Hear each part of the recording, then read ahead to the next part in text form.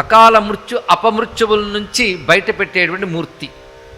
ఇది అన్నప్పుడు మనకు స్ఫురించేది స్వామి యొక్క మృత్యుంజయ అనే నామం స్ఫురిస్తున్నది. ఇక్కడ భగవంతుడు ఒక నామం ఉందంటే ఒక భావం ఉందని అర్థం. ఇక్కడ మృత్యుంజయ అనగానే మనకి మృత్యువుని జయించినటువంటి స్వరూపం స్ఫురిస్తూనున్నది.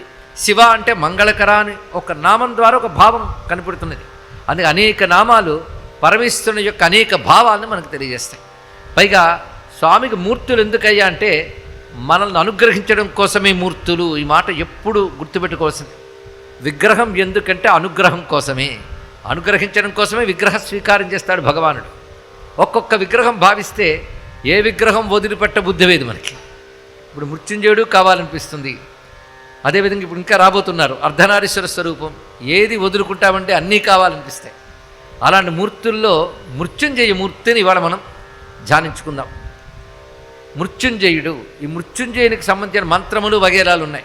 అయితే వేదాది మంత్రములు బీజాక్షర మంత్రములు మాత్రం గురూపదేశం ద్వారా చేయవలసిందే తప్ప మనకు మనం యూట్యూబుల్లోనో మరెక్కడో విని చేసేయకూడదండి. అయితే ఈ మధ్య అన్ని వ్యాపారాలు మొదలైనట్టు అలా బహిరంగంగా మంత్రాలు చెప్పేవాళ్ళు ఎక్కువైపోతున్నారు, సమూహాలుగా చెప్పేస్తున్నారు. కానీ అది కూడనిది. ఎందుకంటే ఔషధాన్ని ఎలాగైతే సమూహంలో ఇవ్వలేమో, వైద్యుడు రోగిని పరీక్షించి ఇవ్వాలో మంత్రం కూడా ఆ విధంగా గురువు ఇవ్వాలి. మరి అందరూ తరించాలి ఏమిటి అంటే నామం ఉన్నది ఇక్కడ. అది శబ్దమే, ఇదే శబ్దమే. అంటే భగవంతుడి నామములన్నీ కూడాను మన తరింపజేస్తాయి. కానీ మృత్యుంజయ అనుగ్రహం పొందగలిగినటువంటి మంత్రాన్ని ఇప్పుడు చెప్పుకుంటున్నాం మనం. అది చెప్పుకుని వెళదాం. ప్రతిరోజు కూడా మనం శివారాధకులకి పనికొచ్చే కొన్ని మంత్రములు అందరూ చేయదగ్గవే చెప్పుకున్నాం.